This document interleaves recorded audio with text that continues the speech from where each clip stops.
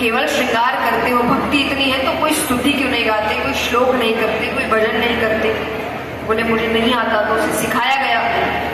तो महादेव जी को मनाता है, महादेव जी बड़े प्रसन्न हुए। महादेव जी ने कहा क्या चाहिए वरदान में? अब देखिए, एक दो स्तुति सीखने से वो ज्ञानी तो नहीं बन गया, इतनी समझ थी नहीं। उसने क्या मांगा? उसने कहा आपका श्रृंगार करने में बड़ा समय लग जाता है, मुझे 1000 हाथ दीजिए, मुझे 1000 हाथ दीजिए। अब भक्त बोले, भगवान उनसे ज्यादा बोले। समझाने की बजाय महादेव जी ने कहा तथास्तु। अब 1000 हाथ माने आप समझ रहे हैं, जो काम 10 घंटे में होता था वो 1 घंटे में होने लगा। अब पूरे दिन वो करे क्या? उससे वो हाथ भारी लगने लगे, तो वो उनको बड़े बड़े पत्थरों पर जोर जोर से मारने लगे। रोते हुए महादेव जी को फिर पुकारता है। महादेव जी फिर आए, अब क्या चाहिए? बोले चाहिए नहीं, जो दिया वो वापस ले लो। महादेव जी कहते ऐसे दिए हुए वरदान वापस नहीं होते, पर चिंता मत करो, तुम्हें इन हाथों से मुक्त करने श्री कृष्ण आएंगे, तुम्हारा युद्ध होगा उनके साथ। अब भगवान का जो भक्त है वो भगवान की शक्ति जानता है, वो डर गया। तो उसने कहा अब आए हैं तो कुछ तो देकर जाइए। तो बोले क्या चाहिए? बोले वचन दीजिए कि जब श्री कृष्ण से मेरा युद्ध होगा तो आप मेरी तरफ से युद्ध करेंगे। महादेव जी ने कहा ठीक है, मैं तुम्हारी तरफ से युद्ध करूंगा। अब ये लीला होने लगती है, भगवान के पुत्र पौत्र इत्यादि होने लगे। तो भगवान के पौत्र हुआ अनिरुद्ध, और यहाँ बाणासुर की पुत्री है उषा। तो उषा ने सपने में भगवान के पौत्र अनिरुद्ध को पति के रूप में देखा है। और अब वो किसकी पुत्री है? बाणासुर कौन है? राक्षस, असुर। थोड़ी तो हरकतें आएंगी। तो रात्रि में उसने स्वप्न में देखा, रातों रात भगवान के पौत्र का अपहरण करके ले आए, यानी भगवान के पौत्र को उठाकर ले आए। भगवान को पता चला, भगवान कहते अरे, लेकिन थोड़ा फायदा हुआ।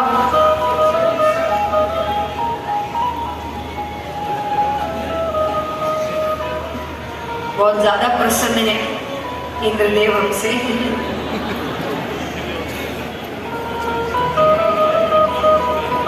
गोवर्धन लीला इतनी सच्ची हुई ये चली रही है अभी तक।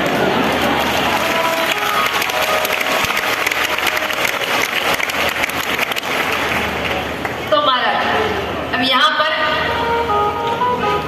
जरासंध के लिए भगवान कहते हैं कि कुछ ऐसा करना पड़ेगा कि जो चीज इसके लिए फायदेमंद है उसी से इसका कैसे, और युद्ध भी करना है तो इसके अकेले से युद्ध करना पड़ेगा, क्योंकि बार बार सेना आने से जो बेगुनाह है वो मारे जा रहे हैं। देखिए जो दोनों जो मेन है उनको तो कुछ नहीं हो रहा, दोनों राजा ठीक है। तो भगवान कहते हैं जिसका बुरा हो रहा है वो कौन है? सेना।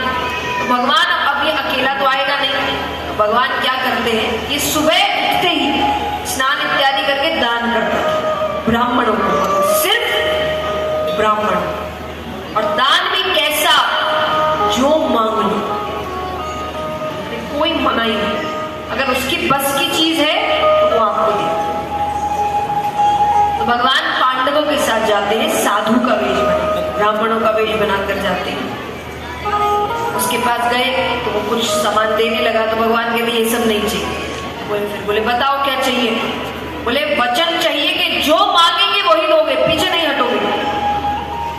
उसने कहा मैं पीछे हटने वालों में से हूं भी नहीं, जो मांगना है मांगो। भगवान कहते पहले वचन। उसने कहा रे ज्यादा से ज्यादा मुझसे क्या मांग लोगे? मेरा राज्य मैं दे दूंगा। आपको लग रहा होगा कितना तो अच्छा आदमी है। पर वो कहता है कि ज्यादा से ज्यादा क्या मांगोगे, मेरा राज्य मैं दे दूंगा, क्योंकि मुझे मेरी शक्ति पर इतना भरोसा है कि सुबह तुमको राज्य देकर शाम को युद्ध करके वापस ले। भगवान कहते पहले वचन, उसने कहा नहीं दिया वचन, लेकिन मैं फिर भी कहूंगा वचन की जरूरत। अरे मैं, मेरे से माँ को अपनी बड़ाई करने लगे, मैं ये मैं वो। अर्जुन को गुस्सा आया।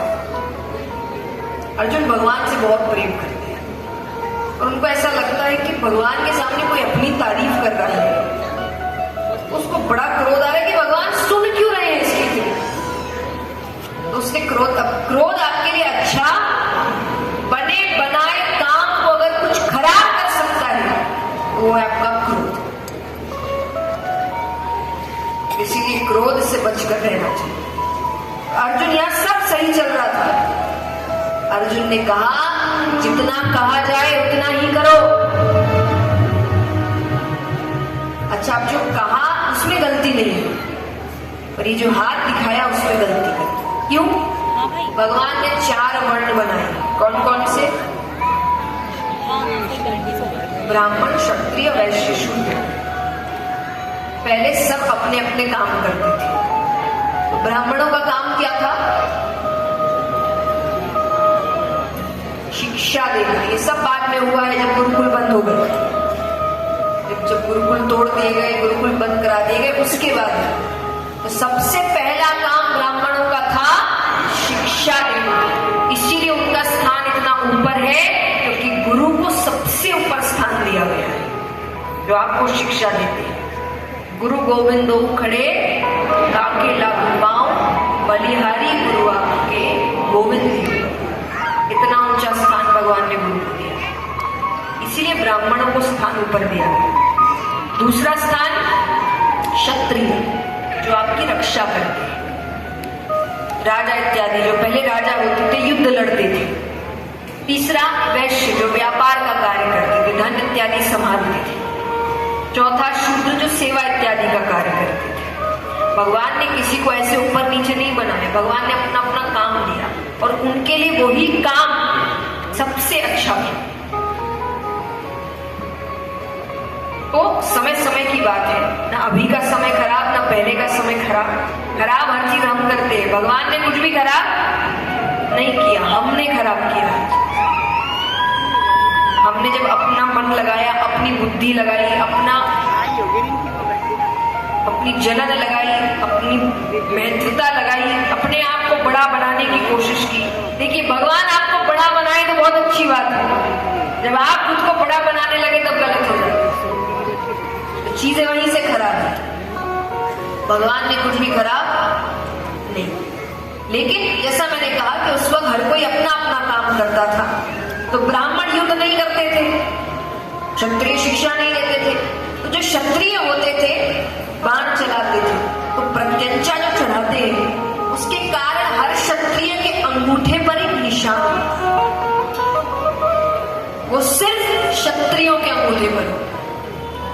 तो अर्जुन ने कहा जितना कहा जाए उतना ही करो। तो जरासंध की नजर पड़ी अर्जुन के अंगूठे पर। वो कहे तुम ब्राह्मण नहीं हो, तुम क्षत्रिय हो। अब वो सेना आ गई, वो कहे सामने आ जाओ वरना मुझसे बुरा कोई नहीं होगा। भगवान ने अच्छा खासा काम चल रहा था, तब अपने असली रूप में आते हैं। जरासंध कहे कृष्ण क्या चाहिए तुम्हें, इसके लिए इतनी लीला करी तुम। भगवान कहते युद्ध करना है, लेकिन मल्ल युद्ध करना है, सेना नहीं है। जरासंध कहे तो क्या सीधे सीधे मेरे पास आकर कहते तो मैं मना कर देता क्या? अब लेकिन अब सब खड़े हैं ना, तो वो भगवान को पसंद नहीं करता। तो वो कहने लगता है कि पर क्या करे, इसे कोई काम सीधा करने की आदत जो नहीं। अरे इसने हर काम टेढ़े किए। जन्म कब लिया? मध्य रात्रि में। थोड़ी देर रुक जाते, सुबह हो जाती, सबकी नींद खराब की। मध्य रात्रि में जन्म लिया। कहाँ जन्म लिया? जेल में। जरासंध कहे भगवान बने फिर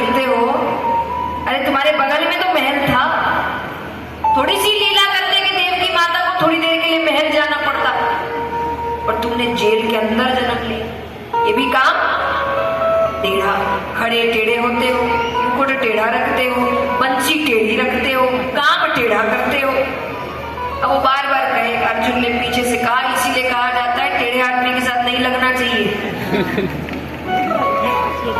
भगवान कहते मेरी तारीफ हो गई तो युद्ध करें। जरासंध कहे तुमसे नहीं करो। भगवान कहते तुम इससे करो। बोले भीम से करो। मुझे मेरे सामने खड़े रहने लायक केवल भीम लगता है, तुम में से तो कोई मेरे सामने खड़े रहने लायक। तो भगवान को ये बात बोल रहे हैं। भगवान कहते अच्छी बात है, मैं तुम्हें मारना भी नहीं चाहता, क्योंकि जिसे मैं मारता हूं मेरे धाम जाता है। तुम्हारे जैसे पापी को मैं अपने धाम भेजू ही ना। तो भीम के साथ युद्ध होता है। 27 दिन तक युद्ध चलता है। कितने? उसको खरोच नहीं आ रही। क्यों नहीं आ रही? बृहद्वीत नामक एक राजा थे, उनकी 2 रानियां, एक भी संतान नहीं। तो वो कुछ संतों के पास जाकर उनकी सेवा करते हैं। अंत में संतों ने जाने से पहले कहा क्या चाहिए, तो उसने कहा मुझे संतान चाहिए। उनको नहीं पता था कि इसकी 2 रानियां हैं। उन्होंने एक फल दिया, बोले पत्नी को खिला देगा। पत्नी ने आधे आधे फल खाया। 9 महीने बाद दोनों को बालक हुए आधे आधे, यानी एक हिस्सा एक को हुआ, एक हिस्सा मृत मरे हुए बच्चे को। अब राजा को लगा कि तो प्रजा को पता चल गया, प्रजा डर जाएगी। तो उसने रातों रात वो 2 हिस्से जंगल में फेंक दिए। जंगल में मायावी राक्षसी थी जरा, उसने वो 2 हिस्सों को पकड़ा और जी जी करके चिल्लाने लगी। जी यानी प्राण। वो करते करते उसने दोनों हिस्सों को जोड़ दिया। जोड़ते ही उसमें प्राण आ गए। इसीलिए नाम पड़ा जरासंध। जरा नामक राक्षसी ने हिस्सों का संग किया तो जरा संग, यानी बीच का हिस्सा कमजोर है। अब कहीं कुछ भी करो तो कुछ नहीं होने वाला। तो भगवान ने 27वें दिन, सूर्यास्त के बाद युद्ध नहीं होता था, भगवान ने कहा कल मुझ पर नजर रखना, मैं कुछ इशारे करूंगा। उसने कहा ठीक है। दूसरे दिन युद्ध शुरू हुआ, भीम भूल गए। भगवान कह रहे आज का दिन भी फिर निकल जाएगा। तो भीम का ध्यान अपनी ओर आकर्षित करने के लिए भगवान जोर से आवाज कर रहे हैं। भगवान कहते हैं अहो भीम, क्या दाव ले रहा है? अब भीम कहे ये दाव तो भगवान पहले भी देख चुके हैं, इतनी तारीफ तो कभी नहीं करी। फिर उसको याद आया कि अपनी ओर देखने को कहा था, और भगवान की ओर देखते हैं। भगवान ने एक टहनी उठाई और उसको बीच से पकड़कर चीर दिया। भीम तुरंत मुंह घुमाते हैं, जरासंध के पैरों को पकड़ते हैं और दोनों पैरों को पकड़कर चीर दिया। चीर दिया तो फिर जुड़ गए, फिर जुड़ गए तो फिर भगवान की ओर देखे। भगवान के पहले ही पूरा देख लो, इतना सर घुमाने की जल्दी है। भगवान ने फिर टहनी उठाई, उन 2 हिस्सों को तोड़ा और 2 विपरीत दिशाओं में फेंका। ये दोनों अब सामने नहीं आने चाहिए। तो भीम ने पैरों को पकड़ा और चीरते हुए 2 विपरीत दिशाओं में फेंका। इस प्रकार जरासंध का वध हो गया।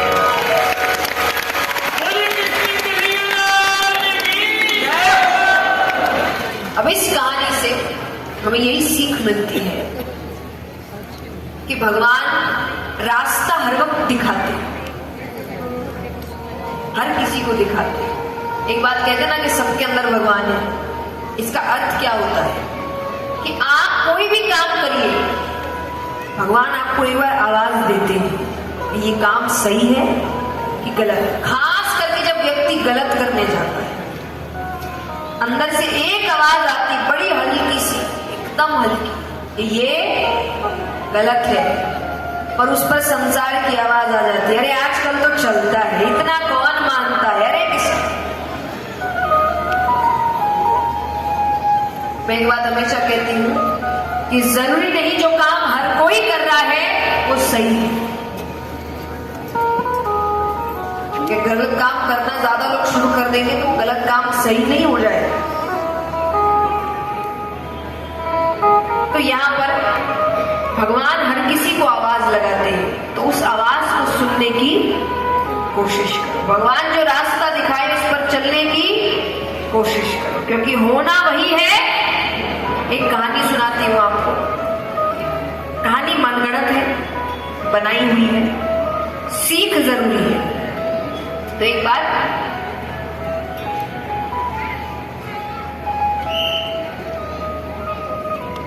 एक बार एक युवक था, ज्यादा उम्र नहीं है, 30-32 साल का। तो सुबह उठता है नींद से उठता है तो सामने यमराज बैठे हैं। कौन बैठा है? मतलब अंत समय आ गया। अब यमराज को देखकर वो बौखला उठा। वो कहे ऐसे कैसे अंत समय आ गया? अरे मुझे कितना कुछ करना है, परिवार को कुछ नहीं पता है, मेरे बाद उनका क्या होगा?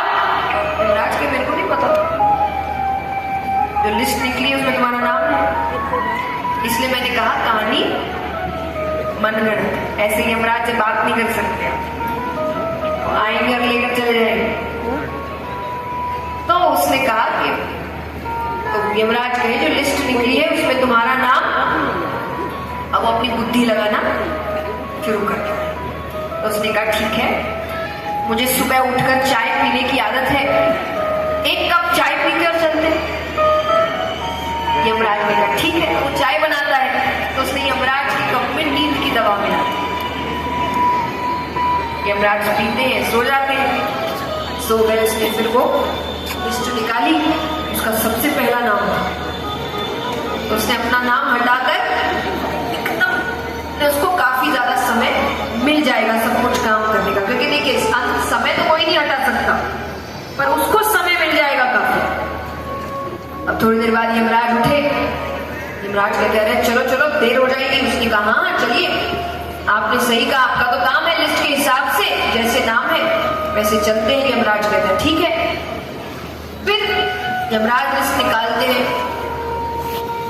देखने ही लगते हैं कि यमराज ने कहा कि मैं जहां भी जाऊं लोग मुझे कोसते हैं, गालियां देते हैं। तुम पहले हो जिसने मेरा इतना सम्मान किया, तो आज तुम्हारे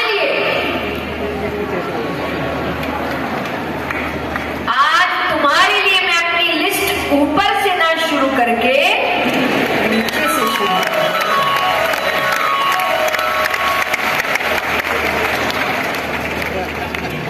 सीख है, अब सुनो। अब वो ऊपर जाता है, भगवान उससे कहते हैं कि तू करता वही है जो तू चाहता है, कि तू करता वही है जो तू चाहता है, पर होता वही है जो मैं चाहता हूं।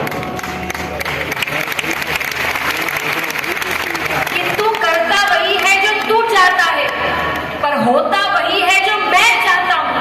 तो तू कर वही जो मैं चाहता हूं, फिर होगा वही जो।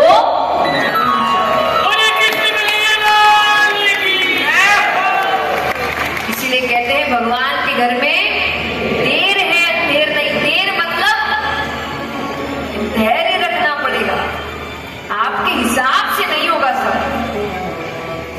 आज 2-2.5 साल निकल गए। इन सालों में जब कोविड शुरू भी नहीं हुआ था, हमारे आपके सबके बड़े बड़े प्लान्स थे।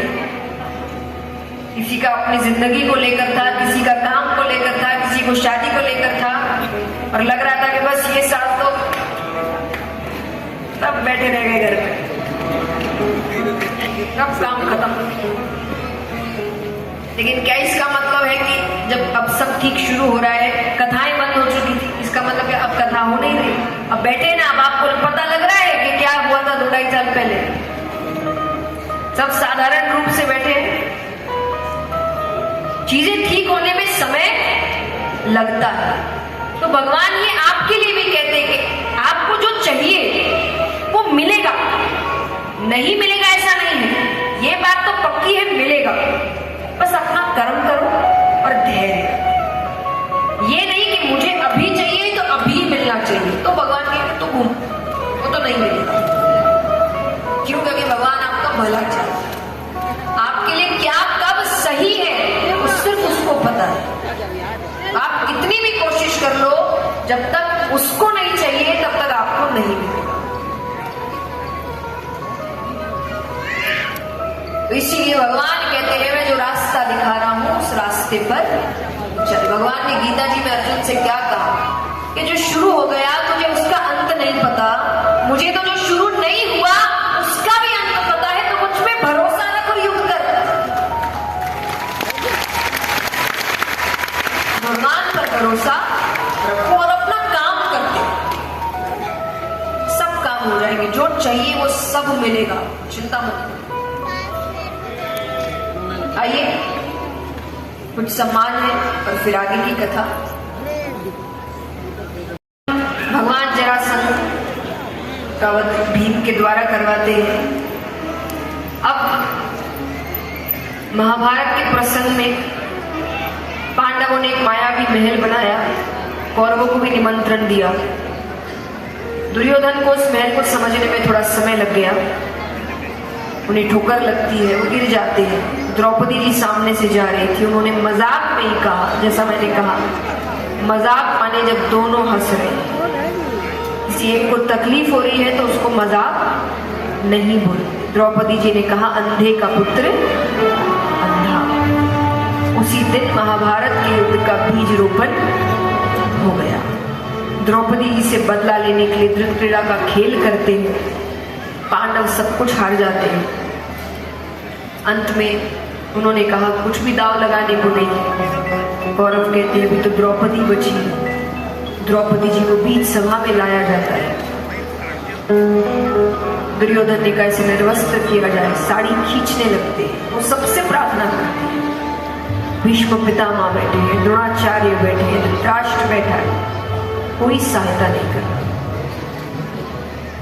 ऐसे युद्ध में इतने बड़े बड़े थे, फिर भी उनकी मृत्यु इस प्रकार। क्यों? कहते ना कि बुराई कब बढ़ती है, तब नहीं जब बुरे व्यक्ति बढ़ गए, तब जब अच्छे व्यक्ति कुछ नहीं कर रहे। अच्छे व्यक्ति अपना काम अगर ठीक से करने लग जाए तो बुराई कभी ज्यादा नहीं बढ़ेगी।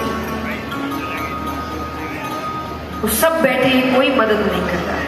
कुछ देर तो अपने मुख में साड़ी दबा कर रखती है, पर कितनी देर? दुशासन कितना ताकतवर है। अंत में दोनों हाथ उठाती है, हे परम पिता परमेश्वर मेरी रक्षा, हे द्वारिका के नाथ मेरी रक्षा करो, हे द्वारिकाधीश मेरी रक्षा। उसके बाद भगवान जो साड़ी बढ़ाते हैं, कपड़ों का पहाड़ लग जाता है, पर वो साड़ी उतरती नहीं। पर यहाँ पर पांडवों को वनवास होता है, वनवास से वापस आते हैं, अपना राज्य मांगते हैं। दुर्योधन ने कहा युद्ध करो और ले जाओ। भगवान शांति दूत बनकर जाते हैं, बहुत समझाते हैं। दुर्योधन कहे युद्ध के बिना मैं सुई भर भूमि नहीं दूंगा। भगवान ने युद्ध को रोकने की बहुत कोशिश की थी, लेकिन जब नहीं रुका तो महाभारत का युद्ध होता है। युद्ध के बाद हम सभी को पता है पांडवों की जीत हुई और कौरवों की हार। भगवान यहाँ सभी से मिलकर जा रहे हैं तो गांधारी माता से मिलते हैं। गांधारी माता ने कहा तुम चाहते तो ये युद्ध रोक सकते थे, तुमने नहीं रोका। और रोका नहीं रोका, तुम पांडवों के साथ खड़े थे इसीलिए वो जीते, वरना उनमें से एक नहीं बचता। मेरा पूरा वंश खत्म हो गया कृष्ण। उन्हें क्रोध आ रहा है, क्रोध में आकर वो कहती है जैसे मेरा वंश खत्म हो गया ना, मैं श्राप देती हूं तुम्हारा वंश भी खत्म हो जाएगा, तुम्हारे वंश में एक नहीं बचेगा। भगवान कहते अच्छी बात है, मैं सोच ही रहा था उन्हें खत्म कैसे करूं। क्योंकि आज विचार करिए किसी का कोई शहर में या गांव में या जगह में किसी के पिता का थोड़ा पावर हो, पद प्रतिष्ठा हो, तो उनके बच्चे गलती करे और कुछ कह भी दे तो बच्चे क्या जवाब देते तुम जानते नहीं। उसको अगर थोड़े अच्छे रूप में शब्दों में लाए तो तुम जानते नहीं मेरे पिता कौन है। और ये कोई नहीं बोलता, कहे तुम जानते नहीं। यहाँ थोड़ा सा पावर आने के बाद इतना घमंड आ जाता है, वो तो भगवान के बच्चे हैं, उनके अंदर कितना अहंकार होगा। भगवान ने कहा मैं नहीं चाहता ये वंश आगे, और अच्छा हुआ भगवान ने उसी वक्त खत्म कर दिया, वरना पता चलता आज भी कोई परिवार होता जो बोलता कि हम भगवान के वंशज हैं। भगवान ये करना नहीं चाहते। यहाँ पर वो श्राप असर दिखाने लगता है। सब पुत्र पौत्र इत्यादि खेल रहे थे कि उनमें से एक ने स्त्री का वेश बनाया, गर्भवती स्त्री। कुछ ऋषियों के पास जाते हैं, उनसे पूछ रहे हैं जरा बताना इसके गर्भ में लड़का है कि लड़की। भगवान ने योग माया को आदेश दिया कि ये सही समय है, जाकर ऋषियों के मस्तक पर बैठो, उन्हें क्रोध आना चाहिए। ऋषि पहले तो कहते कुछ नहीं, जाओ अभी जाओ, बाद में बात करते हैं। बच्चों ने कहा ये सब ढोंगी है, इनको कुछ नहीं आता।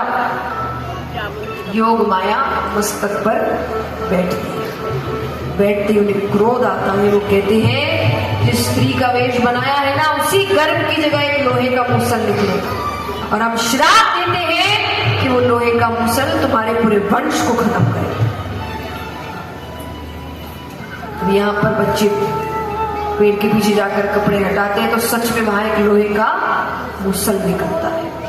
अपने बाबा के पास जाते हैं उग्रसेन जी, उन्होंने कहा कृष्ण से मत कहना। तो एक नदी के पास एक पत्थर रखा है बड़ा, उस पर घिस रहे हैं। घिसते घिसते घिसते इतना सा टुकड़ा बचता है, उनको लगा इतने से क्या होगा, उन्होंने पानी में फेंक दिया, उसको एक मछली निकलती है। यहाँ पर जितने पुत्र पौत्र इत्यादि है जो भगवान नहीं चाहते थे आगे जाकर, क्योंकि उनको भी पता था इंसान तो इंसान ही रहता है, भगवान के बच्चे जरूर है पर रूप सब इंसान का। इंसान वो अपनी फितरत नहीं बदल सकता। तो अहंकार जब पद प्रतिष्ठा इतना मिलती है तो वो अपना असर दिखाता है। यहाँ पर सब मदिरा पान इत्यादि करते हैं। अब किसी एक का किसी से मन मुटाव हो गया, वो कुछ कहने लगे, ये कुछ कहने लगे, वो उसके साथ में सब आपस में लड़ रहे हैं। अब वहां तलवारें निकल गई, वो एक को मारे, वो दूसरे को मारे, यहाँ सबने एक दूसरे को मार दिया। उसमें बलदाऊ भैया भी आते हैं बचाने, बात करने पर। लीला है कि अब सब जा रहे हैं, अब खत्म हो रहा है, सब के सब खत्म। बचा कौन? वंश अभी बचा है। कौन बचा है? कृष्ण। भगवान जाने से पहले सबसे मिलते हैं। नंद बाबा, यशोदा मैया, देवकी माता, वसुदेव जी, उद्धव, गोपियां। उद्धव जी ने कहा आपके जाने के बाद धर्म की रक्षा कौन करे? तब भगवान ने श्रीमद् भागवत में अपना रूप दिया। प्रवेश करते हैं भगवान। भगवान ने कहा इसका प्रचार प्रसार करो, मेरे जाने के बाद ये धर्म की रक्षा करो। इसको सुनने वाला, इसको जीवन में उतारने वाला हर व्यक्ति धर्म की रक्षा करे। भगवान जाते हैं, एक पेड़ के नीचे लेटे हुए हैं। पेड़ की जो शाखाएं हैं, पत्तियां हैं, वो पूर्ण रूप से भगवान को ढक कर रखी है। सिर्फ भगवान के पैरों की मणि चमक रही है। अब उस छोटे से हिस्से को, जिस मछली ने निकला था, उसको एक शिकारी पकड़ता है, काटता है, वो हिस्सा निकलता है। उस हिस्से को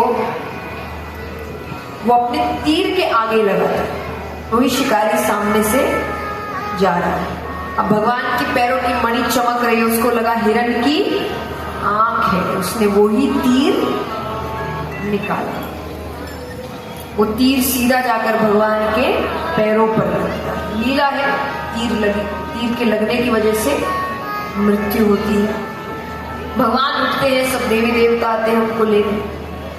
अब वो शिकारी कहे आप मेरी वजह से जा रहे हैं, यानी आगे जाके मेरा नाम होगा कि मैंने आपको मारा। भगवान कहते तुमने नहीं मारा, मैंने तुमसे ये करवाया। क्यों करवाया? भगवान कहते हैं राम अवतार में मैंने तुम पे पीछे से वार किया था, तुम बड़े दुखी हुए थे, मेरी गलती थी। किस पर वार किया था भगवान ने? बाली। तो भगवान कहते कृष्ण अवतार में तुमने पीछे से वार कर दिया, मैं देख नहीं रहा था। मैं किसी का उपकार ऊपर लेकर नहीं जाऊंगा। हो गया हिसाब बराबर। भगवान यहां हिसाब बराबर करके जाते हैं। सुखदेव जी ने कहा अब तुम बताओ तुम्हें क्या करना है? तुम्हें डर लग रहा है? मैं अमर कर सकता हूं। तुमने बड़ी अच्छी से कथा सुनी है, मैं आशीर्वाद स्वरूप तुम्हें अमर कर दूंगा। जो इस कथा को ध्यान से सुनता है, जीवन में उतारता है, उसको भगवान से प्यार है। जिसको भगवान से प्यार हो गया उसको दुनिया अच्छी नहीं। राजा परीक्षित ने इतने ध्यान से सुनी थी वो कथा। राजा परीक्षित कहते हैं अब मुझे यहां और नहीं रहना, मुझे जल्द से जल्द जाना है। तो आशीर्वाद देकर सुखदेव जी चले गए। यहाँ सभी संत ऋषि आ रहे हैं, उनको फल काट कर दिए जा रहे हैं। तो एक सेब में तक्षक छोटा रूप बनाकर बैठता है। उस सेब जब राजा परीक्षित के पास आता है, राजा परीक्षित देखते हैं, प्रणाम करते, आइए आपका ही इंतजार था। तक्षक अपना रूप बढ़ाता है। देखिए ऐसे कथा यही है कि तक्षक ने डसा, मृत्यु हुई और राजा परीक्षित की आत्मा भगवान में ली। लेकिन आप संतों से सुनते हैं जो गूढ़ रहस्य है वो बातें। तो संतों से सुना है कि जब तक्षक सामने आया तो राजा परीक्षित ने अपने नेत्र बंद कर दिए, यानी उसी वक्त उनकी मृत्यु हो गई। तक्षक ने एक मरे हुए शरीर को डसा, यानी भगवान ने इतनी कृपा करी कि भगवान ने उसके जीवित शरीर को डसने तक नहीं दिया। एक मृत शरीर को तक्षक ने डसा, उससे पहले ही उनकी मृत्यु हो गई और उनकी आत्मा भगवान में ली। श्रीमद् भागवत कथा सप्ताह पारायण यहाँ संपन्न हुई।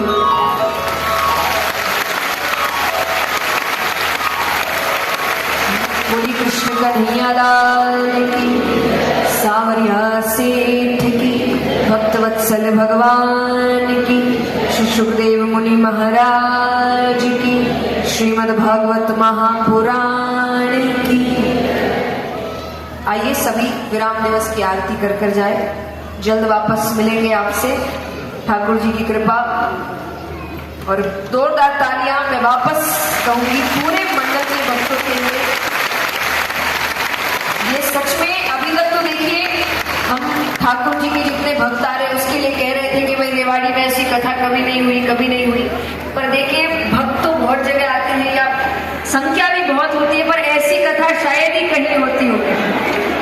तो असल में ऐसी कथा कहीं नहीं होती। जोरदार तालियां आप अपने लिए, रेवाड़ी के भक्तों के लिए, पूरे मंडल के लिए। और जल्दी आप सबसे वापस मिलेंगे। बड़े भाव से बोले जय जय श्री राधे। आइए आरती में हम शामिल हों। आरती के लिए मैं आमंत्रित करना चाहूंगा संस्था के प्रधान श्रीमान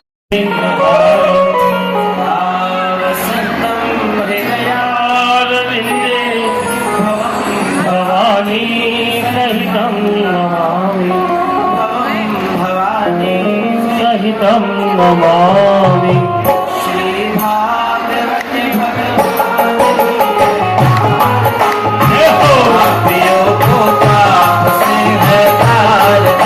भागवत भगवान की है आरती, पापियों को पाप से आरती। श्री भागवत भगवान की है आरती, पापियों को पाप से है आरती।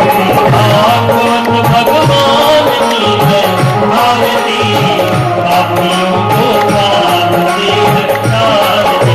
ये अमर ग्रंथ, ये मुक्ति पंथ, ये पंचम वेद निराला, हम ज्योति जगाने वाला है। अमर ग्रंथ, ये मुक्ति पंथ, ये पंचम वेद निराला, हम ज्योति जगाने वाला।